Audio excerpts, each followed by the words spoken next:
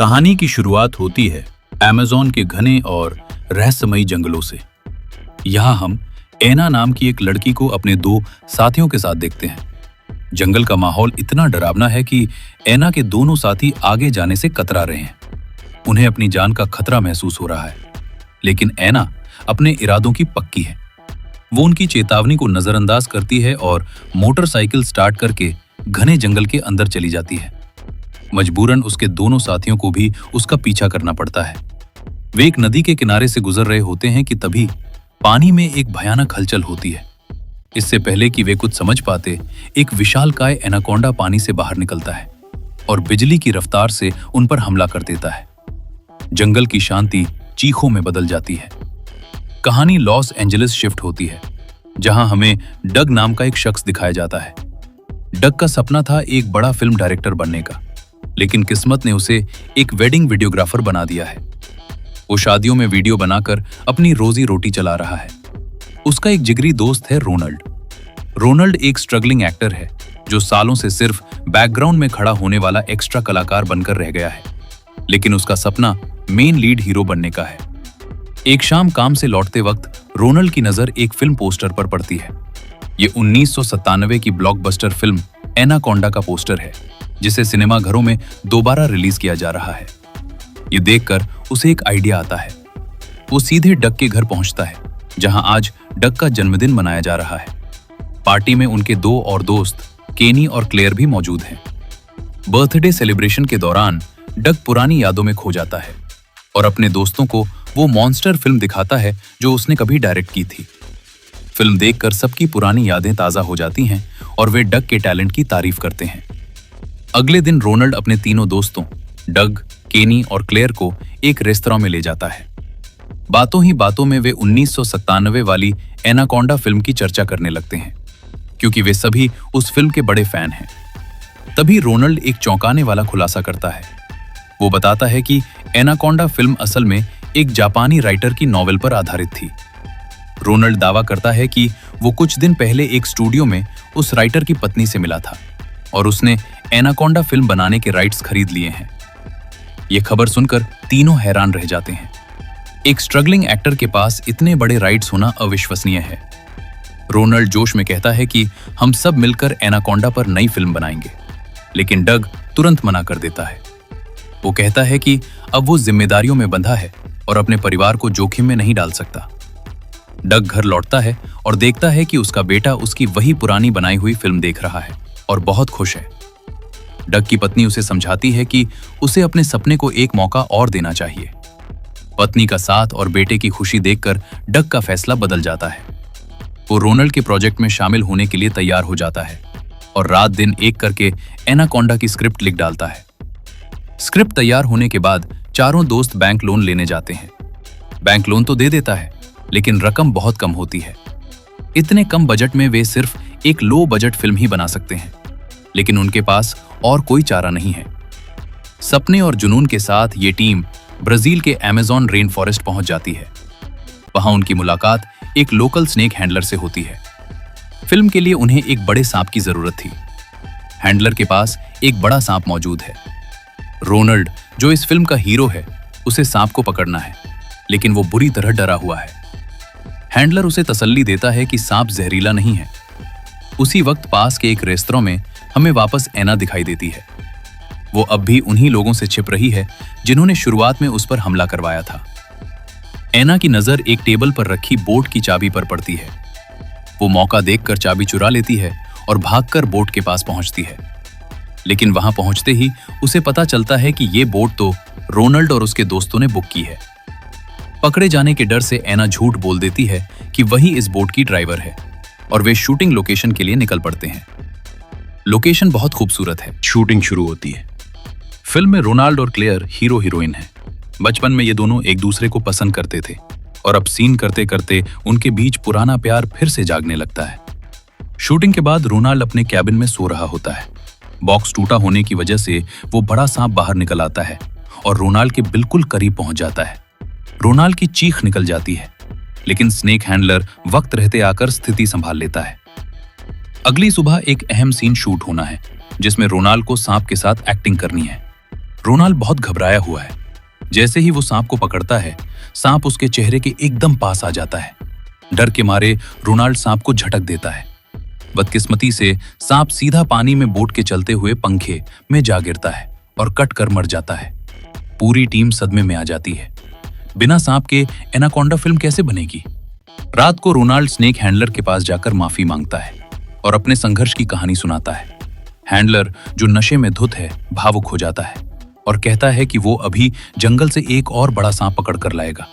वो नशे की हालत में अंधेरे जंगल में चला जाता है, लेकिन वहां उसका सामना फिल्म वाले सांप से नहीं, बल्कि असली एनाकोंडा से होता है, जो उसे पल भर में अपना शिकार बना लेता है।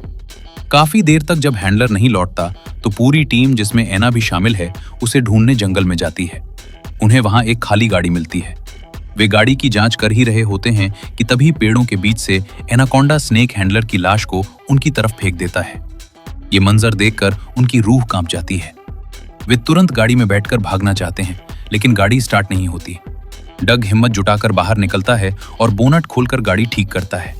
ठीक उसी वक्त एनाकोंडा हमला करता है, लेकिन डग बाल बाल बचकर गाड़ी में कूद जाता है। अब जंगल में एक खतरनाक रेस शुरू होती है। एक तरफ एनाकोंडा उनके पीछे है और दूसरी तरफ वो अपराधी भी आ जाते हैं जो एना को ढूंढ रहे थे। दरअसल वे इलीगल गोल्ड माइनर्स हैं। तभी एना को गाड़ी में एक बंदूक मिल जाती है। वो चलती गाड़ी से उन गुंडों पर गोलियां बरसाना शुरू कर देती है। डग एना की जांबाजी देखकर हैरान और प्रभावित हो जाता है। किसी तरह वे जान बचाकर वापस बोट पर पहुंचते हैं। एना सलाह देती है कि 1.5 दिन की दूरी पर एक एयरपोर्ट है, हमें वहां भाग जाना चाहिए, लेकिन डग मना कर देता है। अगर वे भाग गए तो फिल्म अधूरी रह जाएगी और उनका सब कुछ बर्बाद हो जाएगा। जान के खतरे के बावजूद डग फिल्म पूरी करने की जिद पकड़ लेता है। वो एना के एक्शन से इतना प्रभावित है कि उसे भी फिल्म में रोल दे देता है। डग एना के लिए नए सीन्स लिखता है। अगले दिन जब शूटिंग होती है तो रोनाल्ड देखता है कि उसके सारे सीन्स अब एना को मिल गए हैं। रोनाल्ड को जलन होती है और उसका डग के साथ झगड़ा हो जाता है। इसी झगड़े के बीच वहां नदी में एक बहुत बड़ा और आलीशान जहाज आ जाता है। उस पर हॉलीवुड का एक बड़ा क्रू मौजूद है। बात करने पर पता चलता है कि वे लोग भी एनाकोंडा का सीक्वल शूट करने आए हैं। ये सुनकर डग के पैरों तले जमीन खिसक जाती है। रोनाल्ड का झूठ पकड़ा जाता है। वो कबूल करता है कि उसने झूठ बोला था। उसने कभी कोई राइट्स नहीं खरीदे। वो कहता है कि अगर मैं झूठ नहीं बोलता तो हम सब अपनी बोरिंग और हताश जिंदगी में सड़ रहे होते। मैंने ये झूठ सिर्फ हम सबको एक मकसद और उम्मीद देने के लिए बोला था। डग को अपने दोस्त के धोखे पर बहुत गुस्सा आता है। वो रोनाल्ड को बोट से निकल जाने के लिए कहता है। रोनाल्ड बेइज्जत होकर एक छोटी बोट लेकर वहां से चला जाता है, ये सोचकर कि वो उस बड़े क्रू को ज्वाइन कर लेगा। रोनाल्ड जब उस बड़े जहाज के पास पहुंचता है तो देखता है कि वहां तबाही मची हुई है। नदी के किनारे उसे उस बड़े क्रू की असिस्टेंट डायरेक्टर दिखाई देती है, जो मदद के लिए चिल्ला रही है। रोनाल्ड उसकी मदद के लिए आगे बढ़ता है, लेकिन इससे पहले कि वो कुछ कर पाता, असली एनाकोंडा पानी से बाहर आता है और उस लड़की को निगल जाता है। दूसरी तरफ डग और उसके साथी इस बात से परेशान हैं कि उन्होंने रोनाल्ड को अकेले जाने दिया। डग को अपनी गलती का एहसास होता है और तभी एना अपनी बंदूक निकालकर उन सब पर तान देती है। अब एना सबको हुक्म देती है कि हमें पास के ही एक टापू पर जाना होगा, क्योंकि वहां उसका कुछ अधूरा काम बाकी है। मजबूरन सबको उसकी बात माननी पड़ती है। वहां पहुंचकर एना उन्हें बोट के अंदर छिपाए गए कुछ भारी भरकम बैग्स निकालने को कहती है। जब वे बैग्स खोलते हैं, उन बैग्स में बेशकीमती सोना भरा होता है। तब जाकर एना का सच सामने आता है। वो कोई आम लड़की नहीं, बल्कि एक इल्लीगल गोल्ड माइनर है। तभी वहां झाड़ियों से एक आदमी निकलता है। ये वही आदमी है जो शुरू से एना का पीछा कर रहा था। असल में वो एक पुलिस ऑफिसर है जो अपना फर्ज निभा रहा है। ठीक उसी वक्त रोनाल्ड वहां पहुंचता है। रोनाल्ड अपनी पिस्तौल निकालता है और उस आदमी पर गोली चला देता है। गोली सीधा ऑफिसर को लगती है और वो जख्मी होकर गिर पड़ता है। इस अफरा तफरी का फायदा एना उठाती है। वो बेरहमी से उस घायल पुलिस ऑफिसर को गोली मारकर खत्म कर देती है। अब उसकी नजर क्लेयर पर पड़ती है। वो अपना राज छिपाने के लिए क्लेयर को भी मारने वाली होती है, लेकिन तभी अचानक जंगल से एनाकोंडा बिजली की रफ्तार से बाहर निकलता है और एना पर झपट पड़ता है। एक ही वार में वो एना को निगल जाता है। खूनी एनाकोंडा अब उनके पीछे है। भागते भागते डग का पैर फिसलता है और उसे एक जहरीली जंगली मकड़ी काट लेती है। जहर की वजह से उसे बहुत तकलीफ होने लगती है। रात हो जाती है। वो रोनाल्ड से माफी मांगता है। दोनों दोस्त भावुक हो जाते हैं, लेकिन उनकी ये बातचीत अधूरी रह जाती है। अंधेरे में से एनाकोंडा हमला करता है और डग को अपने जबड़े में जकड़कर घसीटता हुआ ले जाता है। रोनाल्ड उसे बचाने के लिए पीछे जाना चाहता है, लेकिन क्लेयर उसे रोक लेती है और समझाती है कि अब बहुत देर हो चुकी है। वहां जाने का मतलब है खुदकुशी करना। कुछ देर बाद केनी को जंगल से बाहर निकलने का एक रास्ता दिखाई देता है, जो एक सपाट मैदान की तरफ जाता है। वो कहता है कि हमें बहुत सावधानी से इसे पार करना होगा, क्योंकि खुले में एनाकोंडा का खतरा ज्यादा है। आगे बढ़ते हुए उन्हें जमीन पर एक लाश दिखाई देती है। जब वे पास जाते हैं तो देखते हैं कि यह डग की बॉडी है, जिसे शायद एनाकोंडा ने उगल दिया था। केनी एक बहुत ही खतरनाक और अजीब प्लान बनाता है। वो कहता है कि हम डग की बॉडी को चारे के रूप में इस्तेमाल करेंगे। हम उसे वहां रख देंगे ताकि एनाकोंडा उसे खाने आए और तब तक हमें भागने का मौका मिल जाए। वे डग के पीछे एक जिंदा सुअर को बांध देते हैं और डग के मुंह में एक चिड़िया रख देते हैं, ताकि जब चिड़िया फड़फड़ाए तो सुअर हिले और एनाकोंडा आकर्षित हो। योजना के मुताबिक एनाकोंडा वहां आ जाता है। वो धीरे धीरे डग की बॉडी की तरफ बढ़ता है, लेकिन तभी एक चमत्कार होता है। जिसे वे मुर्दा समझ रहे थे, उस डग को होश आ जाता है। डग अभी भी जिंदा है। जैसे ही डग अपनी आंखें खोलता है, वो अपने सामने मौत को खड़ा पाता है। वो अपनी पूरी जान लगाकर वहां से भागता है। एनाकोंडा हमला करता है, लेकिन डग के हटते ही वो पीछे बंधे सुअर को दबोच लेता है। भागते भागते ये चारों उस लोकेशन पर पहुंच जाते हैं जहां दूसरी फिल्म का क्रू शूटिंग कर रहा था। उन्हें वहां एक वॉकी टॉकी मिलता है। वे मदद के लिए सिग्नल भेजने की कोशिश करते हैं, लेकिन वो खराब है। तभी एनाकोंडा वहां भी आ धमकता है। वो ऊपर से उन पर हमला करने ही वाला होता है कि अचानक एक जोरदार धमाका होता है। एक शख्स फ्लेयर गन चलाकर एनाकोंडा को डरा देता है और उनकी जान बचा लेता है। जब धुआं छटता है तो उनके सामने आइस क्यूब खड़ा होता है। ये वही आइस क्यूब है जिसने 1997 की असली एनाकोंडा फिल्म में सेकंड लीड का रोल किया था। वो उन्हें एक सुरक्षित जगह ले जाता है और बताता है कि उन्होंने एनाकोंडा को मारने के लिए पूरे सेट पर बम और कैमरे फिट किए थे, लेकिन एनाकोंडा ने हमला करके कंट्रोल पैनल और सारी वायरिंग बर्बाद कर दी, इसलिए अब वे बम ब्लास्ट नहीं कर सकते। आइस क्यूब बताता है कि उसके क्रू के 2 मेंबर्स, जिनमें जेनिफर लोपेज भी शामिल हैं, अभी भी जंगल में फंसे हुए हैं और वो उन्हें बचाने जा रहा है। वो जाते जाते अपनी गन रोनाल्ड को दे जाता है।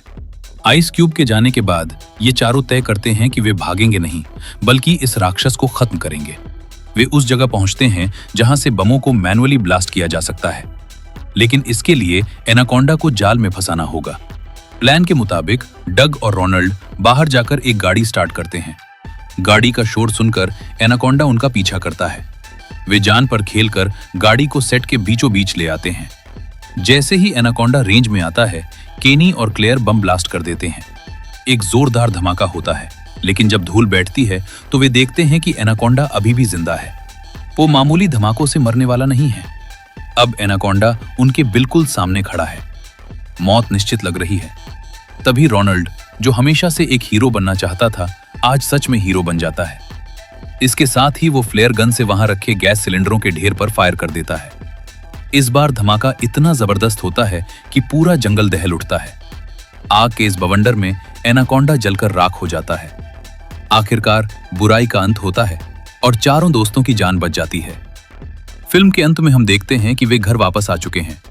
उन्होंने जंगल में जो फुटेज शूट की थी, उसे एडिट करके एक फिल्म बनाई है और अपने दोस्तों व परिवार को दिखा रहे हैं। रोनाल्ड की एक्टिंग देखकर उसे एक बड़ी फिल्म में काम मिल जाता है। तभी पार्टी में एक खास मेहमान की एंट्री होती है। वो खुद जेनिफर लोपेज हैं। जेनिफर डग के पास आती हैं और कहती हैं कि एनाकोंडा का जो अगला सीक्वल बनने वाला है, वो चाहती हैं कि डग उसे डायरेक्ट करे। डग को अपने कानों पर विश्वास नहीं होता। वो वहीं बेहोश होकर गिर पड़ता है। इसी के साथ एनाकोंडा 2025 की ये रोमांचक कहानी यहीं खत्म होती है।